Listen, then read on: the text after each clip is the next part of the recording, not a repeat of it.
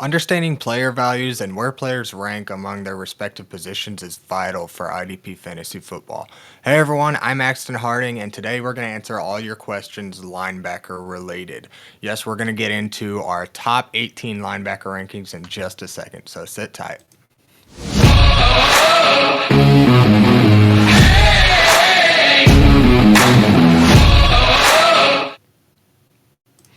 Welcome back to another week of the IDP Plus podcast. As I said before, my name is Axton Harding. You can find me on Twitter at AxmanIDP, and we're back for another episode of rankings. This time we're going to dive into everybody's favorite position. Yes, we're getting into the linebackers, and we're going to rank them.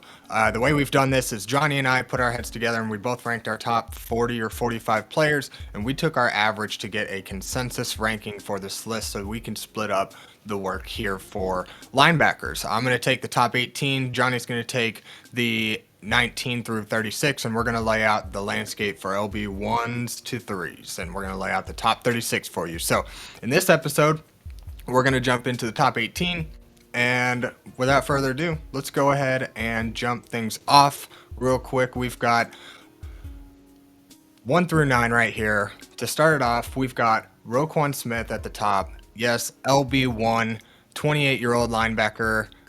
Last year, in 16 games, Roquan Smith compiled 155 tackles, 82 of which were solo, a sack and a half, 4 pass deflections and interception, 1 forced fumble, and 1 fumble recovery in his 16 games. And there's not a whole lot to say about making a case for Roquan Smith. Again, you just go look at the stats of this guy and you'll see why he's going to be the top of the top at the position. Since 2020, he's had no less than 139 tackles. He's kind of set that as the floor for himself. After that season, his lowest tackling total in any given year was 154. The guy just lives above 150 tackles, which is insane for just consistent tackling production at the linebacker position year over year. Roquan Smith has been among the top in the league since he first came into the NFL. He's had no less than 100 tackles in any given season, and that includes his rookie and sophomore seasons, which happened to be his lowest. He had 100 tackles in 12 games in 2019, his sophomore season. His rookie season, he came in and splashed with 121 tackles and 5 sacks. So he's got that pass rush upside. He's going to stack the box score. He'll get sacks, forced fumbles, some pass deflections, and whatnot. So don't overthink Roquan Smith at the top here. He's going to be among the top for the entirety of his career. And I would say at this point, he's probably got a good 5+ years left in his career. So we won't worry too much about Roquan Smith. He is in top contention year over year. So enough about Roquan Smith. Let's get into our LB2. Our LB2 here, we've got Fred Warner. He is also 28 years old, comes in after having produced San Francisco linebacker, in case you didn't know. Produced 131 tackles in 17 games last season. 76 of those tackles were solo tackles. He had a sack, 7 pass deflections, 2 interceptions, 4 forced fumbles, no fumble recoveries last year. Fred Warner is another one of these guys that we don't really want to overthink. He's very consistent in respect to much kind of like Roquan Smith. Since he's come into the league, he's had no less than 118 tackles in any given season. This guy is the pillar of consistency. Matter of fact, looking at the numbers now, after having been in the league for 7 years now, he's honestly been among the most consistent. His tackling totals have only varied about less than 20 tackles in any given season. He has a floor of about 118 and a ceiling of about 137. So you're only looking about a 20 tackle variance given from year to year. That is extremely valuable in IDP leagues, just having that consistency, that high floor that you can just set this guy, forget about it, and not have to worry about this position in your lineup. I would just say that he doesn't quite have the upside of a Roquan Smith, but that high floor is absolutely something that we love in IDP. Not to mention that he's going to stack the box score. Guys like this at the top of the rankings are typically going to be stat sheet stuffers, if not just pure tacklers. So Fred Warner, 123 tackles his rookie season, and then comes up to the last 4 years he's looking at 137 in 2021, 131 after that, 132, 131. He's kept it within a good even 6 tackles in the last 4 years straight, and not to mention he'll add anything from 1 to 2 or more sacks. He'll add a handful of forced fumbles. He'll even get an interception. The last 3 years he's had 7 interceptions in the last 3 years since 2022. So Fred Warner's great in coverage, great at in rush defense, a great tackler. I mean, he's just got all of the tools you need for an NFL defense.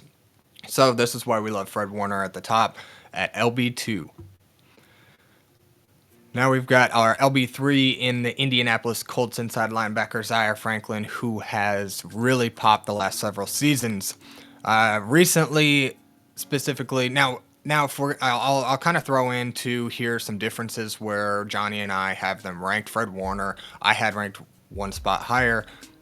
Johnny had Zaire Franklin. Fred Warner and Zaire Franklin are kind of one in the same in sense of our average here. So them being swapped positions, we could have interchanged them and made a case for either one. Zaire Franklin is more of a pure tackler than quite having the bat stat sheet stuffing ability that Fred Warner has. Not to say that he can't. He definitely can, absolutely. And he may even probably have more upside than Fred Warner. So I can see Johnny's case here. So let's get a little bit into Fred Warner again, or Zaire Franklin again here. The Indianapolis Colts inside linebacker came away with 172 tackles in 17 games last year. Had 94 solo tackles, 3.5 sacks, 6 pass deflections, 2 interceptions. 5 forced fumbles, no fumble recoveries last year. So again, 5 fumble recoveries, or forced fumbles, 5 forced fumbles, 2 interceptions, 6 pass deflections. He's good in coverage as well. And I honestly think maybe Zaire Franklin could, like I said, I see Johnny's case for bumping him up as he's had a much higher ceiling than Fred Warner. But again, I've just seen a lot more consistency. The floor is higher for Fred Warner, I believe.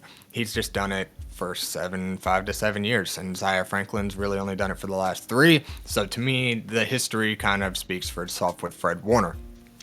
That's not to say Zaire Franklin is not deserving of that number 2 spot. But so I think when you're talking about apples and oranges up here at the top, you could really make a case for a number of these guys to be among the top, and I wouldn't blame you for drafting any one of them. So again, yeah, Zaire Franklin. If we get back into kind of his year-over-year numbers. 173 tackles last year. In 2023 at 179, 166 the year before, and that's kind of when he came into the picture. So for the last 3 years, we can also count on him to get a few sacks, anything from a 1.5 sack floor to a 3.5 sack ceiling. He's going to get you a handful of forced fumbles and maybe some pass deflections and whatnot in the meantime. So Zaire Franklin, he's probably going to be him. Roquan and Fred Warner are going to be among the top guys taken. I rarely see Fred Warner go before Zaire Franklin and Roquan Smith thinking about that. So it's very likely that you see Zaire Franklin and Roquan Smith kind of trade back and forth going as their top linebacker when people are getting in these IDP drafts and all the elite edge rushers are off the board. In your average leagues, you're going to reward sacks pretty heavily, and then linebackers just tend to kind of reign king in most formats because they can just collect tackles, and then they also can have that pass rush upside.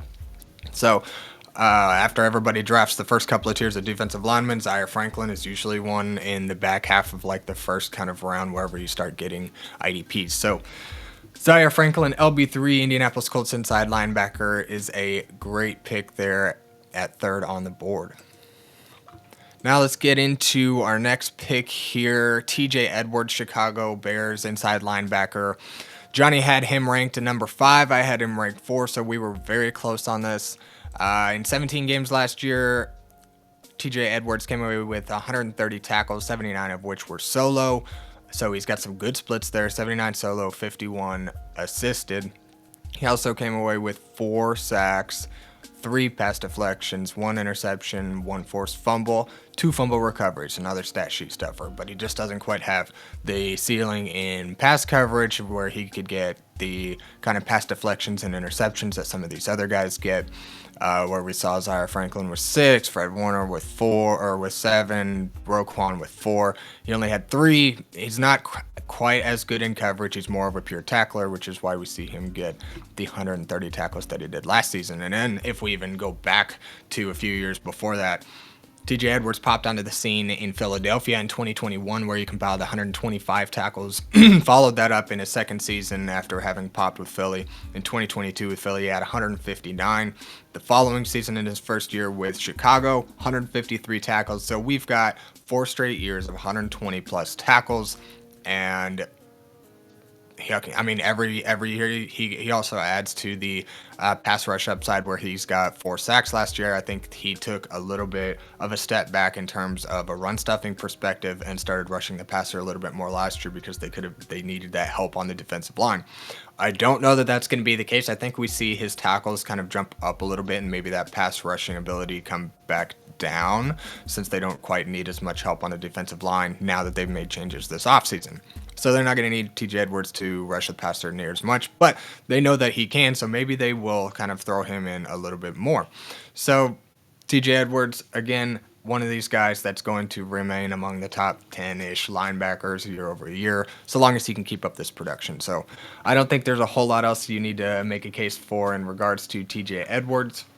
So there's our case for LB4 there. Now, let's get into some Ernest Jones, LB5, the inside linebacker for the Tennessee Titans. Johnny's got him ranked 4. I have him ranked 5. So we just had TJ Edwards and Ernest Jones flip-flopped here. In 16 games last year, Ernest Jones compiled 137 tackles, where he came away with 78 solos, 59 assisted. Again, good splits there. He doesn't quite have the pass rush upside as much as some of these other guys, but he did come away with half a sack, 4 pass deflections, an interception, a forced fumble, no fumble recoveries last year. But Ernest Jones, another one of these guys who's just kind of proven himself year over year in the last, he's only been in the league for 4 years now. In his rookie season, he didn't quite get the kind of production that we would like to see. But in his second year with the Rams, Ernest Jones compiled 113 tackles in his breakout season. Since then, he's not looked back. 145 tackles in 2023, 138 tackles in 2024. He's putting up an outstanding floor for tackling production in IDP. Now, I mentioned earlier that he doesn't quite have the pass rush upside. That's not to say that he can't. When he was with the Rams in his third season, he compiled 4.5 sacks, so he can rush the passer. It's just a matter of whether or not the Seattle defense is going to use him in that way, because they don't necessarily need him to rush the passer because they have one of the more stout defensive lines in the league, or have historically. I think maybe things might be switching up this season, so maybe they do get Ernest Jones more in the pass rush game. But either way, I think we can rely on a solid 130 tackle floor, which is outstanding for a top tier linebacker. And not to mention, like I said earlier, the splits are outstanding as well, where we're not looking at a more of a 50-50 like we do in some of the guys in the mid-level tiers. We're looking at good splits where we have a majority of our tackles are coming in at solo tackles. So more solos, more points. We just kind of, in order for Ernest Jones to move up, he's going to kind of have to break that 130-ish tackle ceiling that he placed on himself since being, or he might have to jump over 150 tackles if he's going to jump up any higher than some of these guys, or get back to that pass rush upside. So Ernest Jones, although he's a case for a top-end linebacker, can't quite put him over guys like Roquan Smith, Fred Warner, Zaire Franklin, and TJ Edwards. He just hasn't really, he's presented flashes of that upside, but he hasn't done it year over year. 145 tackles and 4.5 sacks was great, but one season of that is not going to knock you up above these guys among the top. So if Ernest Jones wants to get up there, again, he's probably going to need to add a little bit more to that tackle, or just add some more box score stats to his game, get some more forced fumbles, more pass deflections in coverage, more fumble recoveries, get back in the sack game. Something for him he's going to need to add a little bit extra to jump up here for me. Now we get into another spicy one. I think this one's going to be, it might be spicy because I haven't seen Dion Henley go quite as high as we have him ranked here, but we're pretty big on Dion Henley. Johnny and I both have him ranked as the 6th linebacker in our rankings, so he was a consensus 6 overall in the inside linebacker for the LA Chargers. He came away with 146 tackles in 16 games last season, where he had 84 solos, 62 assists. He's got some pretty good splits there. He also added a sack, 8 pass deflections, 1 interception to his game. So Dion Henley actually pretty good in coverage. So far has the most, and he might have the most pass deflections among our top 36. So that's just a great addition to his game that will just add some more value. And the fact that he's in ADP, I don't exactly have his ADP numbers right now, but I can tell you right now that he's going behind about all of these guys in the top 9 to 10. I don't even think he's being drafted as an LB1, honestly. But I think this is a situation where we've got a really young linebacker who's popped early. Few times do we see a sophomore linebacker, a second-year linebacker come in, take the starting role and run with it the way that Dion Henley has. 142 tackles last season is bonkers for a second-year linebacker. We love to see that. And so now that Dion Henley has taken over this full-time role, he's only 25 years old. He might have 10 years left in the tank, everybody. So the age is going to play a big factor here. Typically, we like to see more proven production from players whenever they're this early in their career, and we're going to rank them this high. But there's nothing to indicate to us that Dion Henley is going to lose his position. The Chargers didn't draft any significant linebackers. They didn't really go out and pick anybody up on the waiver wire or trade for anybody so far this offseason. It looks like Dion Henley is going to be their guy for the foreseeable future. As a matter of fact, if we're going to talk about Dion Henley and the Chargers and their situation now, they let go of Joey Bosa to the Buffalo Bills. Now, if we kind of think about Dion Henley with his college stats in Washington State in his last season in college, he actually had quite a pass rush aspect to his game, where he came away with 12 tackles for loss in his final season and had over 140 tackles in that time too. Not to mention if I'm looking here, 4 sacks, 12 tackles for loss, had an interception as well in his last season in college.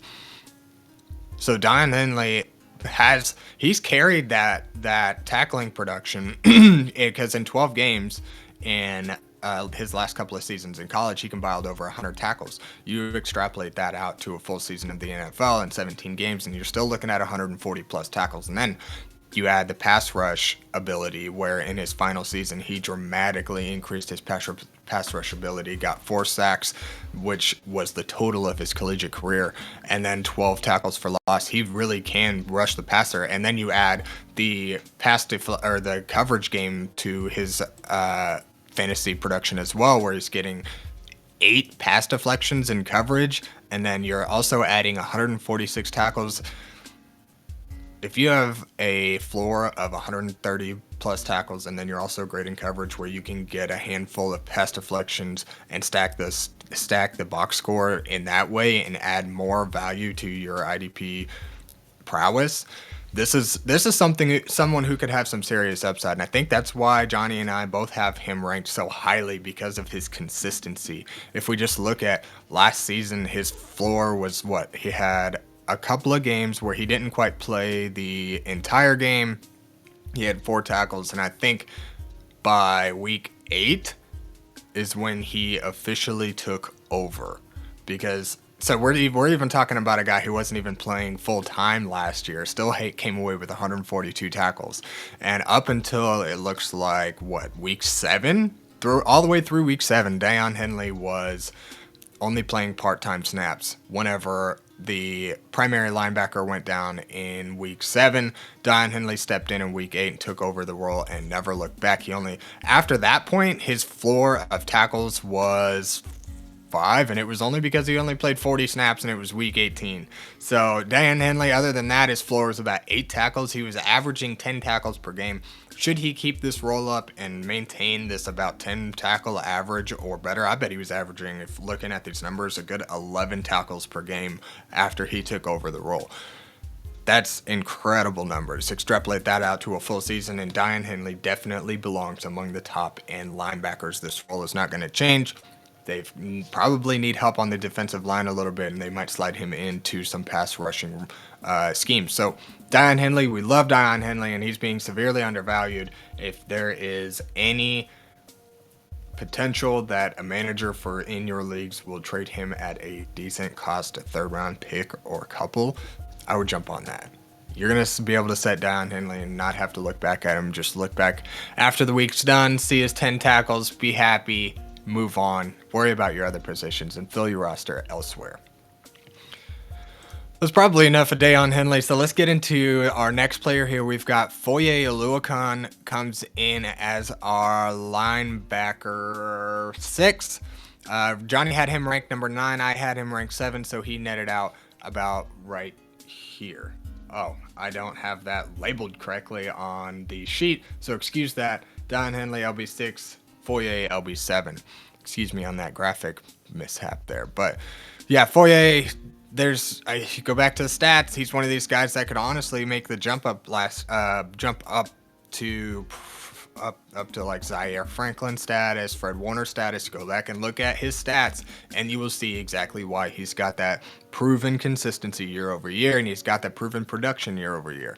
I think the reason that he's kind of falling down now is pretty much just because he missed time, and there was kind of a lot going on in Jacksonville last year. But nonetheless, this linebacker in 13 games last year had 106 tackles, 60 of which were solo, 1 sack, 7 pass deflections in coverage, 1 interception, and that was kind of all to his game last year. But if you extrapolate, if you take this 106 tackles in 13 games last year and you put that out to a full season, you're still looking at Foye getting about 140 plus tackles, which is right on par. Still a little bit down from where he was the last several seasons, but it still puts him up among the top guys over here on this list. So that's why we're going to keep him here at LB6. He's really not being drafted that way, so if you can slide in and get Foye for like a 3rd, definitely do that, because he's got about 3 or 4 good solid years left in him. New coaching, new life under this team. I think that things are going to change and turn around and look a lot better. So this actually is probably a great opportunity to slide in and buy Foye for a discount, because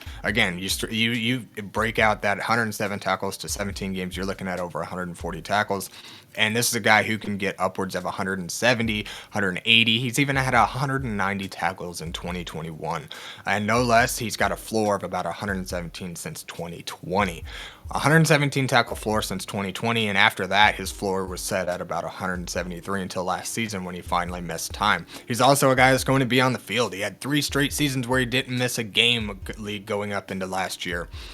So Foye is going to be, again, one of these guys that's just going, and not to mention the pass rush upside. He doesn't have quite the upside of a Levante David or some of those guys who are going to get 4 or 5 sacks every year, but he's going to get you a couple each year. He's going to get a couple of forced fumbles. He's going to get some pass deflections. The 7 pass deflections in coverage that I said earlier is just another element to his game that we really like about Foye. We just were kind of disappointed when he finally, I think we were all kind of babied by his availability for the last 4 years. You could just draft him. You didn't really have to even pay attention to that spot on your roster because you knew it was good. Until Foye finally goes down, and then you just don't know what to do. Things were kind of changed up. The consistency was a little bit different last year as well, coming from Foye, where we saw him kind of drop. I mean, we're used to seeing him get on the regular about 10 tackles a game, and last year we saw him dip down to 5, 4. Just some defensive changes were happening, and we couldn't really quite understand or put a finger on it, so I think that's why people are a little bit worried. But now we've got some new coaching staff coming in, and I don't think there's going to be any question as to who belongs as the primary run stuffing linebacker of this defense. So Foye ought to get back into his more consistent role now with the new coaching staff and some new life under this team. I think this team's going to look a little bit more competitive this year, where last year they kind of all quit on the defensive side of the ball. So Foye, LB7, right behind Daiyan Henley. he could jump right up to the top of this board if he comes out with another 150 tackle season. So again, if there's a buy low window for Foye right now, it would be beneficial to jump on that. Now let's get into the second to last linebacker in the top 9. We've got Logan Wilson, the Cincinnati Bengals inside linebacker, coming in as our LB8 here. Johnny has him ranked as LB11. I have him ranked LB8, and it ended up averaging out to about the LB8 compared to how our differences elsewhere. So Logan Wilson in 11 games last year came away with 104 tackles, 56 of which were solo. He has kind of more of an even split, so he doesn't quite have the splits that we really love, which is probably what bumps him down to kind of the bottom of this top 9 players. So he also added a pass deflection, 2 forced fumbles, and 2 fumble recoveries to his game. Usually Logan Wilson is a bit better in coverage, where we've seen him collect as many as 4 interceptions in a single season. Last year, after missing 6 games, we kind of saw his production drop, but nonetheless, in 11 games, having compiled 104 tackles, he was well on his way to 160 or more tackles season, which would have been easily his best season yet.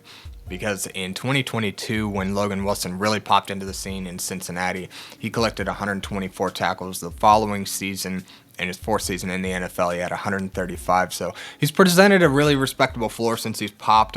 And it was kind of a slow grind to get to that point, it seemed like, too. So now that he has really set the floor for himself, in 11 games at 104 tackles, even if it's 50-50 splits, you just know that that's setting up a good 130 tackle floor for this guy any given year. You just got to hope that he can stay healthy, because he's only really got 1 full season where he hasn't missed a game.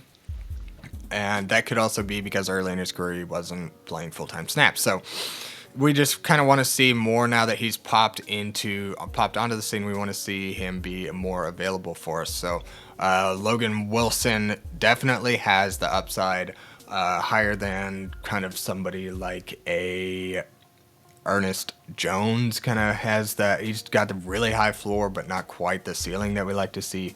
Logan Wilson could pop up and supplant a guy like Ernest Jones on this list. So Logan Wilson definitely belongs as our LB8 here. I think Johnny and I were pretty close in our rankings here. So now let's get into a second-year linebacker. Johnny and I actually both had him as a consensus top 10 linebacker. Primarily just because of his age. Edgerrin Cooper comes in at 23 years old, and he had himself quite a rookie season last year where he quickly jumped onto the scene. In 14 games as the inside linebacker for the Green Bay Packers, Edgerrin Cooper collected 87 tackles, 58 of which were solo, 29 assists. He almost had a 2-to-1 ratio of solo to assisted tackles. Not to mention he added 3.5 sacks to his game, 4 pass deflections in coverage, an interception, 1 forced fumble, and 2 fumble recoveries. Edgerrin Cooper, in his first season as an NFL linebacker, came in the second half and blew it up. And if we just kind of look at some of these numbers where, let's see, he kind of started out a little bit slow in terms of snap share, but by about week 5, they were really throwing him in for 30 or more snaps. That's a good 50% snap share. And he came in, he was getting sacks right out the gate. He was collecting 7-8 tackles in any given game. And again, this is on like 50 to 60% of snaps. He's getting anywhere from 3 to 8 tackles in a game, and then a sack, a forced fumble, an interception. I mean, he was just 10 tackles, 7 tackles. The guy was playing part-time snaps, and he was still getting start-worthy numbers. Now you get into another season with Green Bay. It's pretty clear that this team has a plan with Edgerrin Cooper in the middle as their future. To me, the only thing that's going to hold him back is the availability of Quay Walker. Quay Walker's been kind of a nagging part of this defense to me because he's just kind of been trouble. He's not really been available. He's been getting himself kicked out of games. He's got a bad attitude. He just doesn't really seem like he wants to be that primary linebacker. And Edge Cooper's going to come in, and I I kind of have a feeling with Quay Walker going into his contract season that Edge Cooper is going to kind of come in and nudge him out, because this team did re-sign Isaiah McDuffie in the offseason as their LB. Well, he was their LB2 last year. I think Edge Cooper's probably going to start and push Isaiah McDuffie down the depth chart a little bit. But I think after this season, Isaiah McDuffie's a good enough linebacker. He could jump in and really support Edge Cooper as an LB2. He's already proven that, and he's available. Biggest thing there, he's got a cool head, where Quay Walker could very well lose himself the position. And I have a feeling that Green Bay is going to kind of nudge Quay Walker out the door in a contract year, send him out, cut ties, and not have to worry about him. In that case, Edge Cooper takes over as LB1, and with these kind of numbers, I think he really takes it and runs. So Edgerrin Cooper has a lot of potential as a 23-year-old linebacker in the league, having already put up the kind of numbers that he has in his very first season in the NFL. He's already put up in the course of a season numbers worthy of starting in your lineups, or at least being flexed. So I think there's a lot more upside to a guy like Edgerrin Cooper, and given his age, he should be around for at least another 10, maybe 12 years. So I think we've got a lot of upside here in Edge Cooper. Before we get into the next 9 players, I just want to talk a little bit about our friends over at Fast Draft. In case you haven't heard, Fast Draft is a new best ball platform where you can go in and just kind of collect a portfolio of teams. You essentially, the way it works is you get in, there's 10 teams, you draft 6 players, the top 4 scores each week get automatically put into your lineup. So you're really drafting the top 60 IDP players on any given week. And or they have rookie drafts. They have offensive drafts where you draft running back, or the flex position. So there's tons of tournaments, and it's only $5 to $10 to get in. Get in there, make a deposit with code +AXE. I can get you a deposit match up to $50. You deposit $50, they will match you with another $50 to get in and start drafting.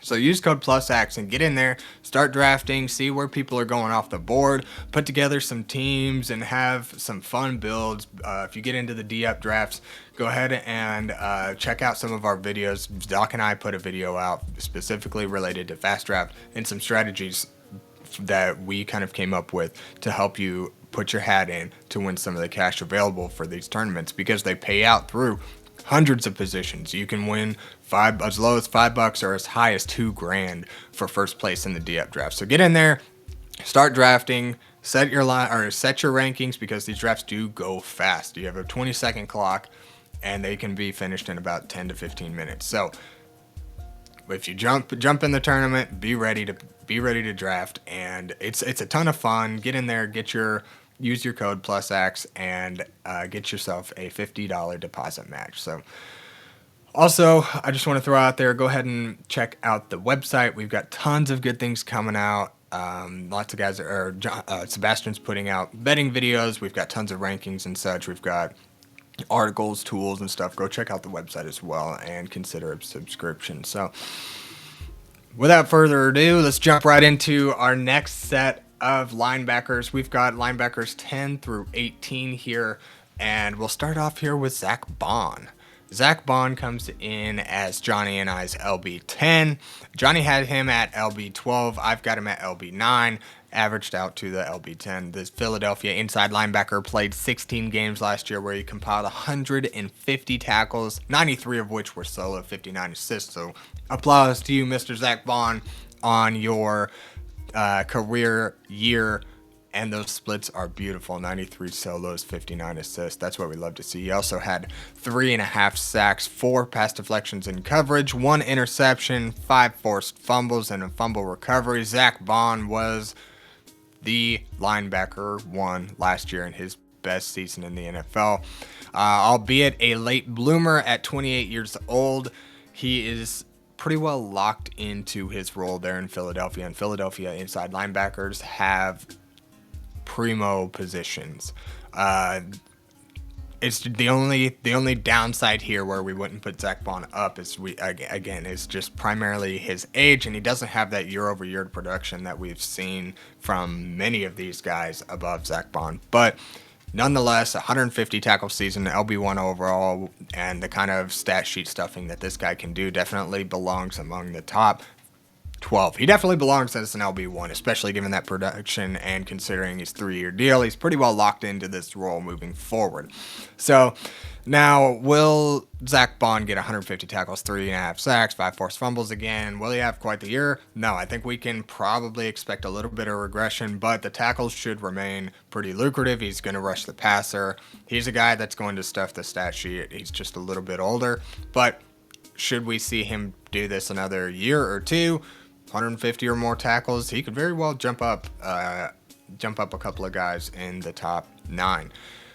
But for now, Zach Bond, really great year last year in his breakout season, I guess, a late breakout season. So we just want to see Zach Bond put things together again and really build that floor for himself. So Zach Bond, our LB10 in Johnny and I's rankings here. So let's get into our next player here. We've got Terrell Bernard. Terrell Bernard is a 26-year-old linebacker for the Buffalo Bills.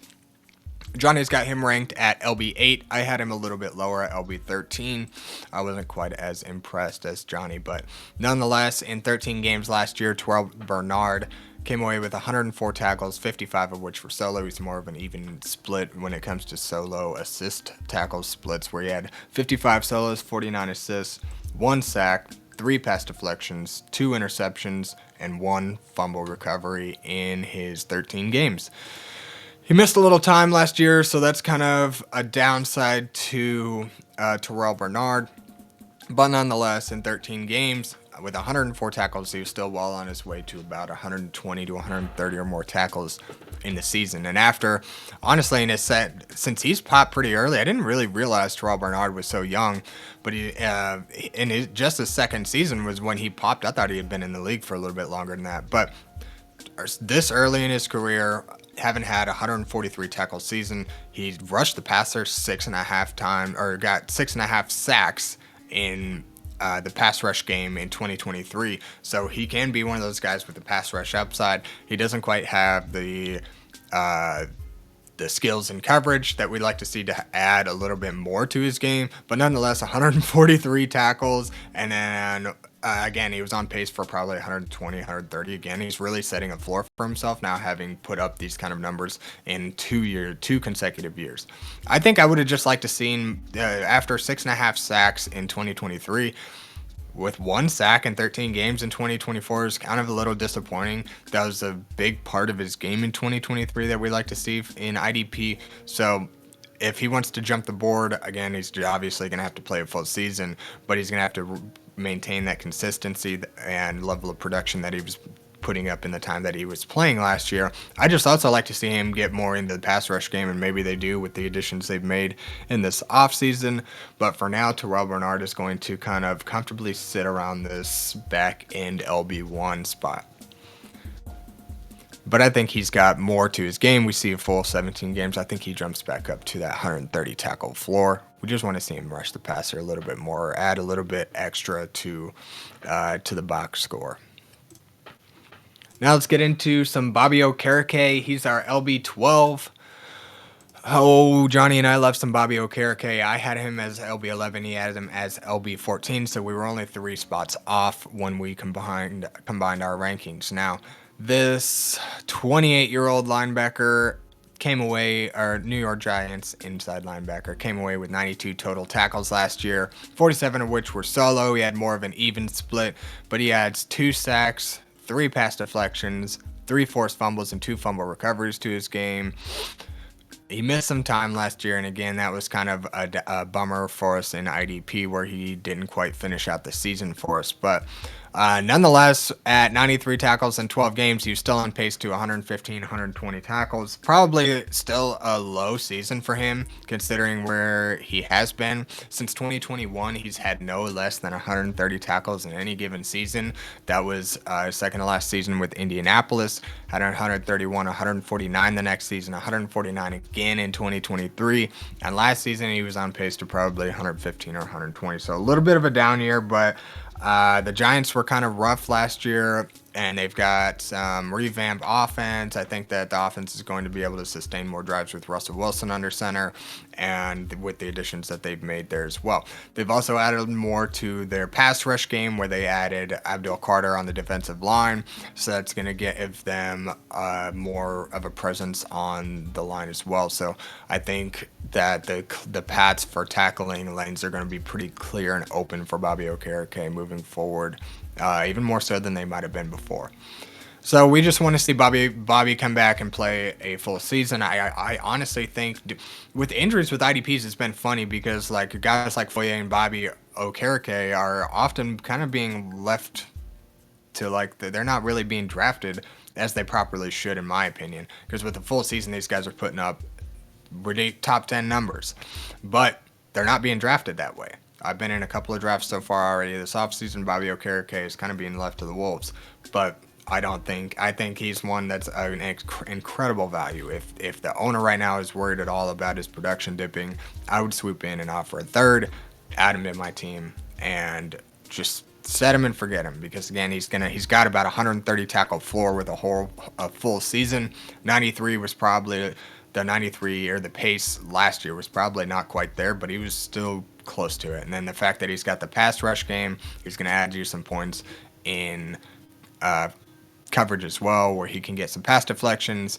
We just also want to see those splits kind of go a little bit more favorable to the solo tackle side as well. But nonetheless, Bobby Okereke has proven himself as a top 5 linebacker in years past, so he's definitely got a lot of upside. We just want to see him get back to that stat sheet stuffing ability with a full season under his belt again. Let's move into our LB13. Jamien Sherwood comes in at LB13. Johnny and I were pretty close. He had him as LB13. I had him as LB15, and this is where he landed. So the New York Giants linebacker, just at 25 years old, played 17 games last year where he came away with 158 tackles, 98 of which were solo. 98 solo tackles, 60 assists. Outstanding splits from Jamien Sherwood in his breakout season. He also had two sacks. He came away with 3 pass deflections in coverage and didn't really add much else in the way of forced fumbles or interceptions. But he was able to get his hands on some balls, and for a guy who just popped this year, I think that is more than acceptable. Jamien Sherwood once came in once CJ Mosley went down, and he really never looked back. Let's see, where did he really... He jumped in early in the season. I didn't realize Mosley was out in week 1.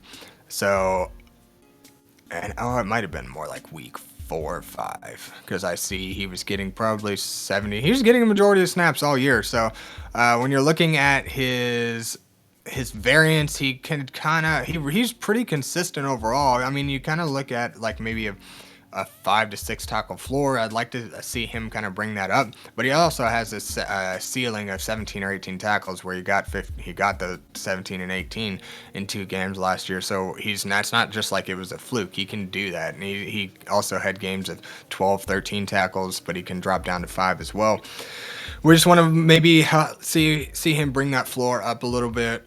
We want to see year-over-year production. He just popped onto the scene last year.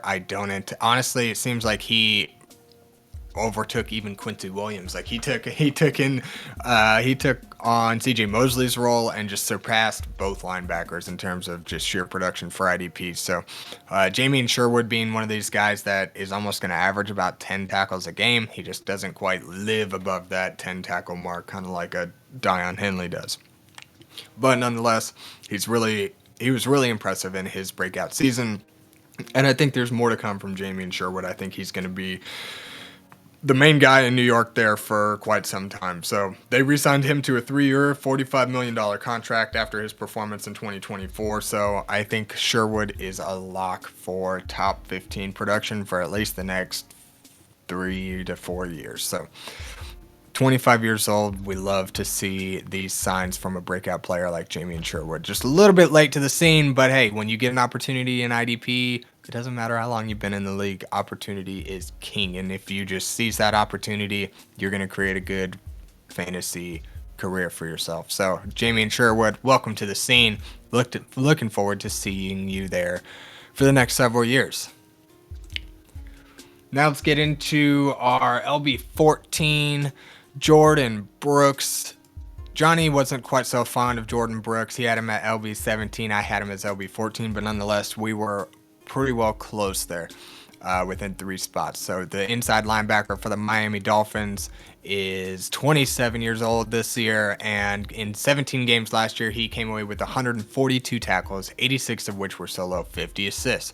That 30 tackle difference is something we really love to see. Good splits. So 142 tackles, 3 sacks, 5 pass deflections in coverage, and 2 fumble recoveries for Mr. Jordan Brooks. Jordan Brooks has been one of those guys that's been a year-over-year producer for much of the last 4 seasons, and he's been a guy who's been available. He just hasn't really had like a super duper incredible ceiling, but he's shown plenty of flashes. That's for sure. So since 2021, Jordan Brooks in his sophomore season had 183 tackles. He really set the tone for himself. He hasn't quite achieved that. I think that's kind of the lore with Jordan Brooks is early in his career, he really popped 183 tackles, and he hasn't really seen that since. But the following year, 161, very respectable. Still a guy that you're going to be drafting among the top linebackers. He followed that up with 111 in 16 games in his final season in Seattle. That was kind of a bummer after 161 and 183 tackles the year before. But he did add some more pass rush upside to his game, where he had 4.5 sacks in 2023, 3 in 2024. Even now in 2024, when he went to Miami and still maintained that pass rush upside, that's great. The fact that 2 different teams have used him in the same way to rush the passer and give him that upside, and the fact that he was able to do that and still bring his floor of tackles up from 111 to 143, still rush the passer, still get some fumble recoveries. That's great. That's a great sign for Jordan Brooks. And considering that he's got not a really steady floor of tackles, because again, we've kind of seen it jump for anywhere from 180 to down to 111. But nonetheless, the upside is outstanding. He's been consistent in terms of overall fantasy production with the numbers that he's put up. So where he's not getting as many tackles, he's making up for it elsewhere. So Jordan Brooks is a guy that's not been quite the kind of upside player that some of these other guys have been in the top 10 or so, but he's got flashes. He can definitely go in there and get you 10 to 12, 13 or more tackles in a game. And he's going to be very consistent for you. He's going to add some big plays as well. So Jordan Brooks is a guy who's probably going to live right around this LB15, this kind of high-end LB2, because I just don't... I especially in Miami, they haven't really produced too many lucrative linebackers, so I'd love to see this kind of play out year over year. But Jordan Brooks still has the prowess and the history and the proven production that I think we can really rely on a good floor for him moving forward. All of these guys are pretty well set it and forget it. You don't really have to worry about many of these in your lineups. So Jordan Brooks being 27 in his 5th season, 6th season now, 2nd with Miami. I think he's got some good upside here. It might be tricky because their defense is kind of falling apart here, so maybe they get some more consistency and he kind of gets some. They've had injuries a lot to the defensive line and the linebacker room, so maybe he can get a good core around him and also help him bring up, just maintain this floor for him. So 143 tackles last year. Let's see more of that. Keep up that floor, Jordan Brooks. We love to see it. Now we've got our LB15, Caden Ellis, our LB15 for inside linebacker for the Atlanta Falcons. Johnny and I pretty well had him. We had him very close. I had him at 17. Johnny had him at 18. He's a 29-year-old linebacker who in 17 games last year came away with 149 tackles, 85 of which were solos, 64 were assists. Great splits. More solos than assists. That's what we want. He also had five sacks, 3 pass deflections in coverage, an interception, a forced fumble, and a fumble recovery. Caden Ellis is a do-it-all guy. He's going to get you about 150 tackles. Okay, not 150 tackles. because he really recently added the massive tackling production to his game this season. He's more been like a respectable tackler, but more of a pass rushing kind of inside linebacker, where in 2022 we saw him come away with 7 sacks. So last year, having get 5 sacks, he's kind of this like Levante David kind of player who's going to still get you a respectable amount of tackles, but we also know that he's going to have that big upside play to his game. So 150 tackles last year was outstanding. Caden Ellis, I don't foresee having his role change anytime soon. The reason he's kind of down the list a little bit is just because it took him about 6 years to really come out and make an incredible splash. We knew in 2022 in his final season with New Orleans that he had that upside with the 7-sack season he put together after he came in from a backup role and took over. Then he got himself a big contract in Atlanta, and now we've seen him crack 150 tackles. Last year, or in 2023, I think he was still up there in about 130 or so tackles as well. So he's really developing a floor for himself. And Caden Ellis is one of my favorite linebackers because his value is just completely down in the dumps. Not totally in the dumps where people are forgetting about him, but he's definitely not being valued where he's going to be finishing. So again, he's kind of one of these guys that if you can buy him for a couple of 4s, some late round picks, or even just a 3rd round pick, you're going to have a guy on your hands that is going to act almost as a defensive lineman or an edge rusher, and he's going to add a good tackling floor as well. Love some Caden Ellis in IDP Fantasy Football. Oddly enough, I didn't know that I would end up ranking him above Nick Bolton. I'm a Chiefs fan, but Nick Bolton has kind of let me down the last couple of seasons. Johnny actually had him ranked higher. He's got Nick Bolton at LB16. I had him as LB22, but he nets out to our LB16 here. Kansas City Chiefs inside linebacker is 25 years old, still has a lot of career ahead of him, but in 16 games last year, Nick Bolton collected 106 tackles, 73 of which were solo. That's a 40 tackle difference. 73 solo, 33 assisted tackles. Love that for linebackers. We just hope that 106 tackle floor, or that 106 tackles in 16 games, is kind of achy for a full-time linebacker, but those splits are beautiful. 3 sacks, 6 pass deflections in coverage. Nick Bolton is a great coverage linebacker. 1 interception, 1 forced fumble, 2 fumble recoveries. Nick Bolton has historically been great since coming into the league. In his rookie season with Kansas City, he had 112 tackles. His sophomore season, 180. He definitely has the ceiling to finish as a top 5 linebacker, but with this team's this team's outlook and goals have changed since they've been serious contenders with the Super Bowl. In his entire career being with the Chiefs, they've been pushing for Super Bowl. Every team wants to win the Super Bowl, right? But they've been seriously pushing to make it to the Super Bowl in each of those years. And with that, their outlook and their goals have changed in the sense that they're more focused on giving guys particular roles and then perfecting those roles. And Nick Bolton, although he was a pure tackler earlier in his career, he's been more helpful to the team in coverage and as a QB spy and in certain roles rather than just a pure tackler. Early in his career, he was that pure tackler, but now he was more likely to, again, spy on a quarterback, drop back in coverage, maybe he'll rush the passer a little bit.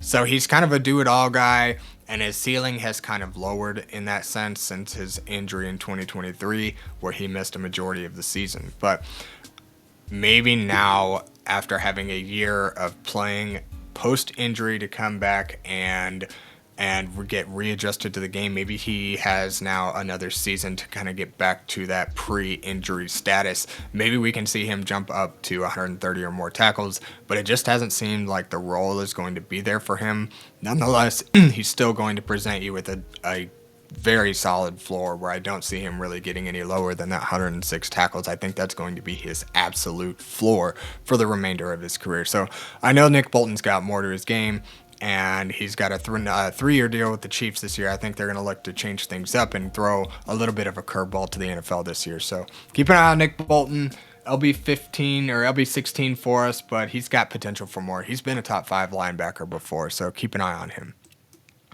Now let's get into some Frankie Louvu as we look to round things out. We've got Frankie Louvu is now in his He's in his second season with the Washington Commanders. Johnny actually had him at linebacker 29. Not so fond of the Washington linebacker, but I had him as LB 12 just because of the way he's been finishing the last couple of seasons. But Frankie Louvu comes in at 28 years old, and in 17 games last year, he had 99 tackles. 99 tackles, is that right? Wow, he did have 99 tackles. That was kind of down for him. 99 tackles, and 53 of which were solo. 8 sacks, 7 pass deflections, 1 interception, 1 forced fumble, 2 fumble recoveries. Frankie Louvu is a do-it-all linebacker, kind of always has been since he popped into the league in Carolina back in 2022. In 2022, he had 111 tackles, 7 sacks. In 2023, 125 tackles, 5.5 sacks. Last year, 8 sacks. The guy is a great pass rusher. He's, again, kind of like a top-notch younger version of Levante David kind of thing, where he's going to get you kind of a floor of 5 sacks, and then he's kind of got a ceiling of 120 or more tackles.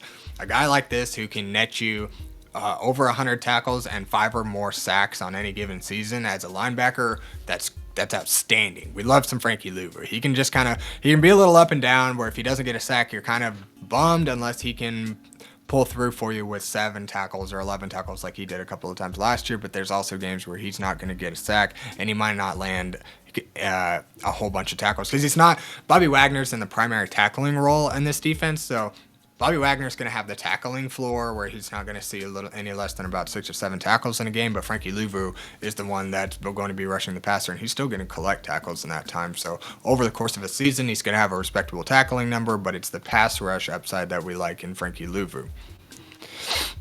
So he's had almost 20 sacks or more in the last few years. As a linebacker, we love that. So that's why I had Frankie Louvu so high, but I think maybe the inconsistency is what drives him down Johnny's rankings there. Now to round out the top 18, we've got a rookie linebacker, the first rookie linebacker on our rankings. We've got Carson Swessinger. Rookie linebacker for the Cleveland Browns. Johnny's got him as LB15. I had him down a little bit since we haven't seen him in the NFL, but he does come into a very great opportunity. And Carson Swessinger being the playing for the Cleveland Browns. The Cleveland Browns linebacker room is kind of for lack of better terms, a shit show.